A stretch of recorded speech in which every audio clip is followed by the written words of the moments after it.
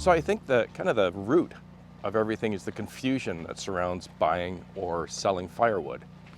And I know over the last few years, not only from things you hear on the news, but as well as comments and questions that a lot of you good folks have left on the channel, that a number of people over the last number of years have decided to switch their fuel source to wood, right? Crazy prices for electricity, natural gas, and propane have driven people to start installing boilers or wood stoves, or maybe to clean out that old fireplace that's been sitting in the living room that you never used before, and to start trying to supplement your heat with something that's a little cheaper. And that now brings on a lot of questions and is probably the impetus for why we hear so often on these other firewood channels that they just got a new customer's upset because the last guy shorted them on their firewood load. But I'm not sure if that's really true, or if perhaps people are just a little confused as to what they're supposed to get for their money. Bear with me. Consider this, just a very simple example. Let's say I needed a number 8 Robertson, a screwdriver. I go to the hardware store, I see that red Robertson sitting there, I grab it, I hold it, it's defined, it doesn't change. I purchase it and it looks and feels exactly as it did in the store when I get home and I throw it in my toolbox. It's clear.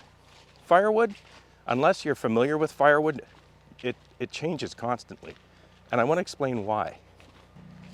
When a consumer or someone looking to purchase firewood goes onto a website or onto the internet, they're going to see two things which kind of contradict each other a little bit.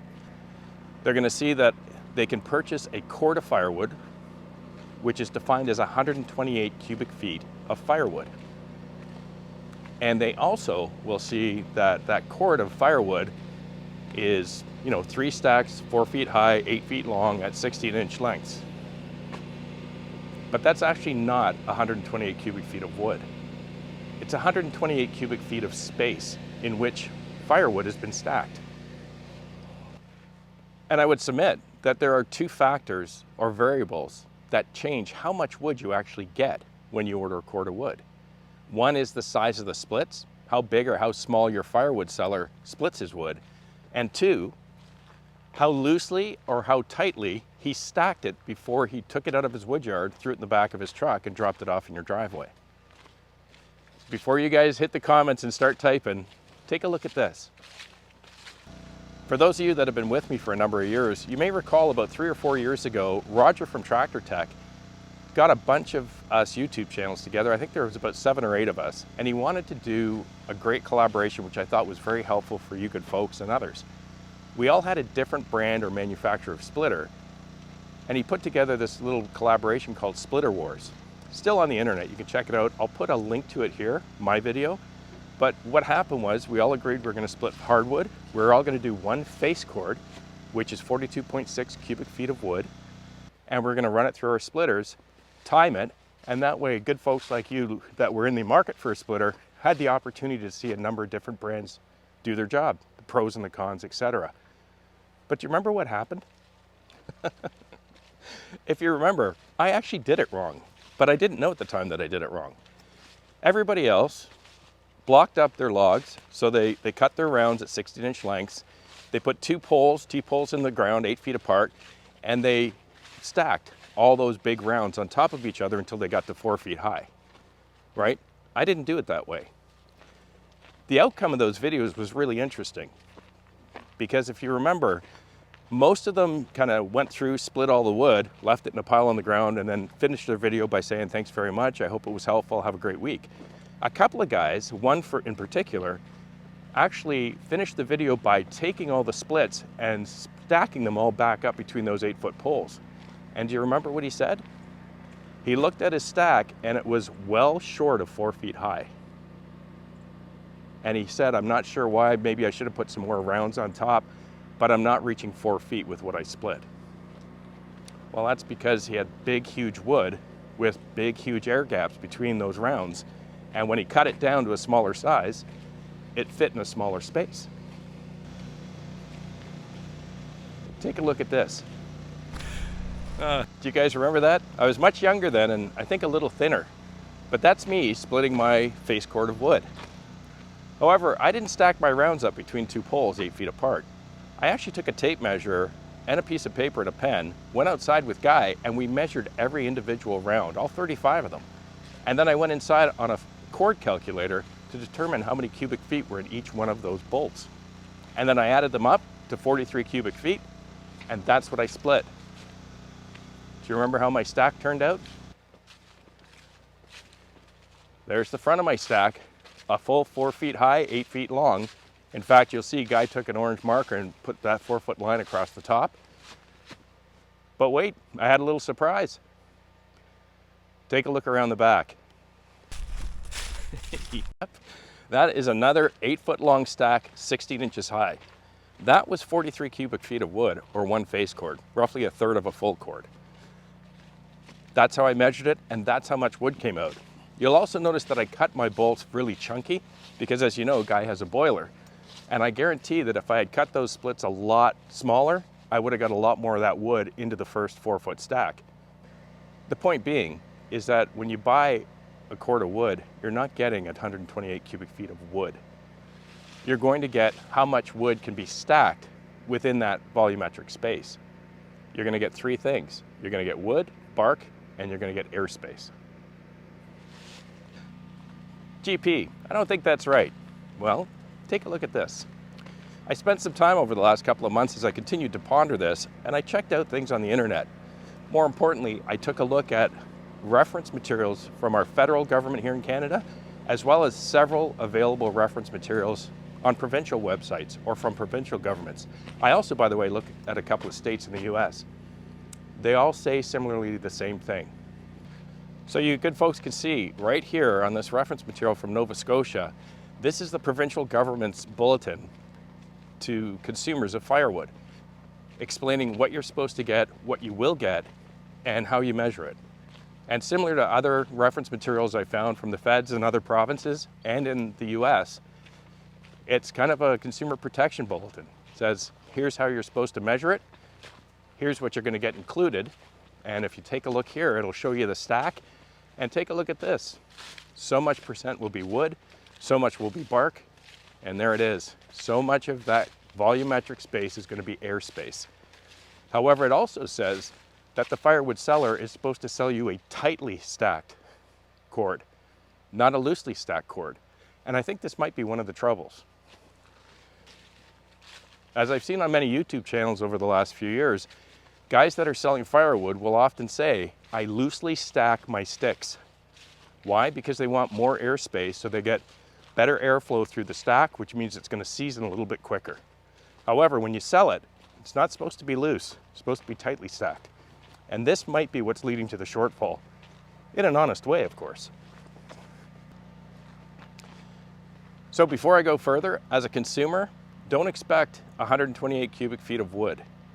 What you should be able to expect is that if you buy a full cord, you're going to get 3 stacks at 16 that fit on 8-foot lengths, 4 feet high. And if you get anything short of 4 feet, you should contact the seller and tell them to bring more wood. Another thing that I think might cause a little bit of confusion, especially to new consumers, is the different types of measures or the different offers that are available online in their area when they're buying firewood. I had a couple of fun facts for you good folks here in Canada, and also in the States, or at least some US states. Did you know that you're not allowed to sell a measurement of a face cord, a rick, stove cord? You're only allowed to sell by weight or by a cord or fraction of a cord. And I was surprised to see so many websites are selling face cords and other measures. Before you type that comment, take a look at this.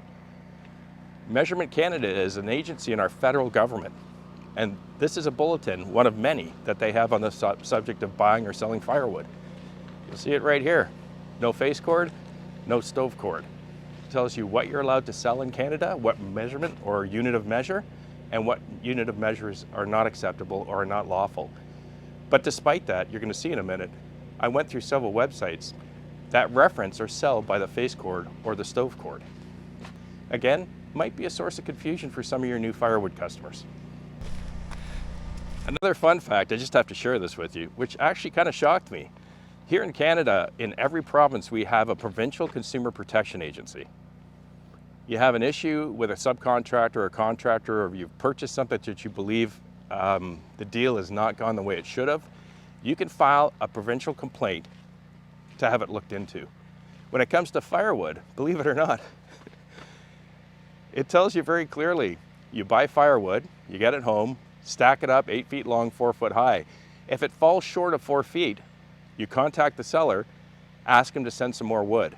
If he refuses, you don't call your regular provincial consumer protection agency. You file a complaint with our federal government. I was pretty shocked to realize that the feds actually oversee this firewood industry in Canada. From a simple local seller selling you a stack of firewood for your fireplace, if he's not doing it right or you're getting shorted on wood, you call the federal government. True, take a look. So the second part of this little exercise was the stacking of the wood. From a consumer perspective, I buy that screwdriver, I know what it looks like, I feel it, it looks and feels the same in the store as when I bring it home. When I buy firewood, the only way I have to determine whether I got what I paid for is I'm gonna get home, I'm gonna see that big pile of firewood in my driveway, I'm gonna grab my wheelbarrow, I'm gonna take it around the side of the house, I'm gonna make it stack 8 feet long and 4 feet high. If that stacked wood reaches 4 feet, I know I got what I paid for. If it doesn't, that means I didn't get what I paid for. And I think one of the things that contributes to that is probably because, as many firewood sellers have told us on YouTube, they stack lightly or they stack loosely in their wood yard to allow more airflow. But when the customer gets it home, they stack it nice and tight and clean and neat and pretty because they want it nice and pretty on the side of their garage. It's sitting out there. And they're gonna find that if they're stacking it really tight and you had it stacked loosely, you're gonna have some sort of shortfall. Customer's gonna measure it, and again, it's the only way he can tell he got what he paid for. So if it comes short of 4 feet, he's gonna call and say, you've shorted me my firewood. As a firewood seller, you have a consumer satisfaction issue. You can either bring him more wood or you can say no. Whether he files a complaint or not, that's up to that different consumer. What will most likely happen is he's not gonna order firewood from you again, which is why we keep hearing across these channels how they just keep getting new customers because the last guy shorted them. So I think in essence, I would do exactly what Chris does in the wood yard. In the early days, he said many times when customers order wood from him, he always throws in extra sticks because he knows that it's highly likely that every time you stack that same pile of wood, it's gonna stack slightly differently. So he throws in extra to make sure they're gonna get up to that 4 feet. High customer satisfaction, low turnover. That's what you want. I think another big contributor is your website where you sell your firewood. I took a little bit of time and I took a look at 10 of them. A few here in Ontario and a couple in 2 US states. Here's what I found. So I took 10 different websites, several of them here in Ontario, Canada, and a couple in 2 US states. What I did, just for reference, is I wanted to make sure I had comparative information within the same geographic area. So once I found one website selling firewood, I just took the area code of the phone number and I searched for others. That way I knew at least I was kind of comparing things in the same area, both in each of the states as well as in Ontario. In Ontario, I took Toronto, well, because I'm in Toronto, that's where I live, but I found some very interesting things across all of these websites.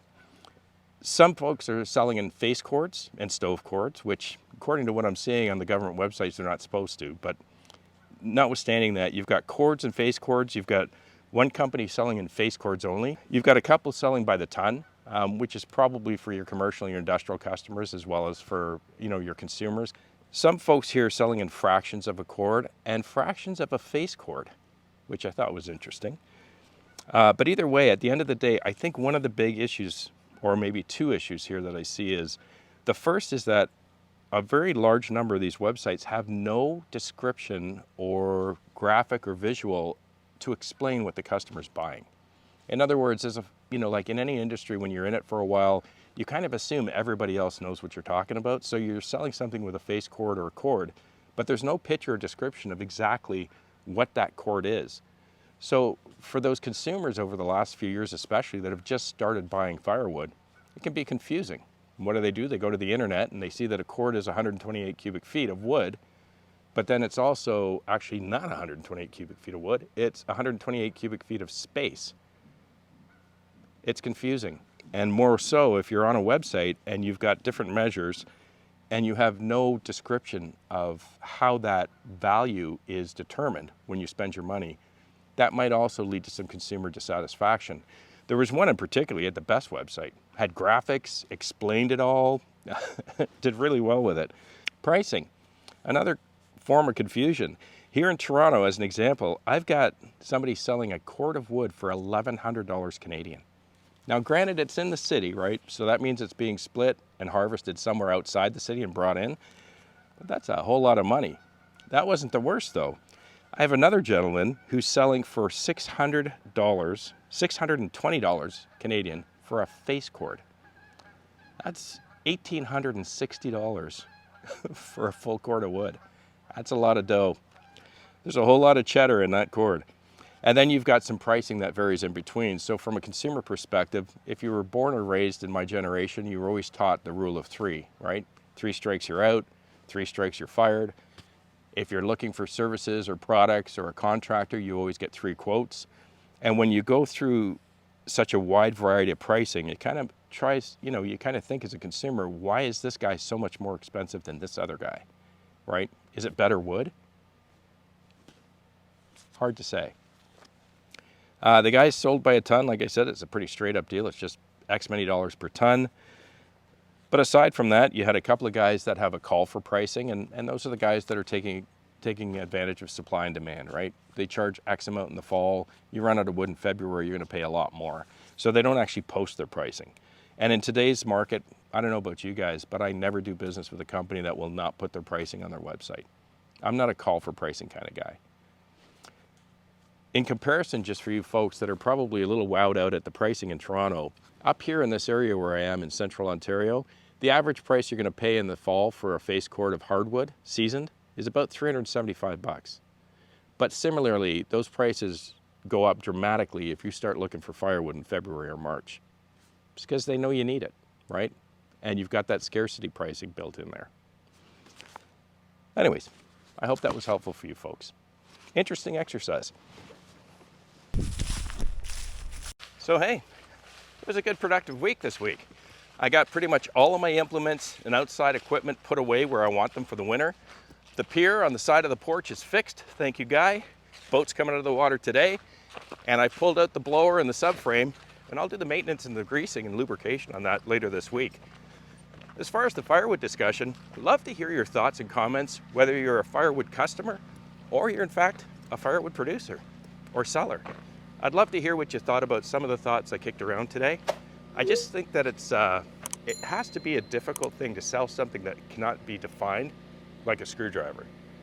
But I think there are also ways around it to make sure you maintain a high level of customer satisfaction and you keep those customers year after year and they're not leaving because they think you shorted them. Have a great week with your families. Please be kind to one another, and I'll see you again right here. I'm Gord Potter, and you've been watching GP Outdoors. Cheers.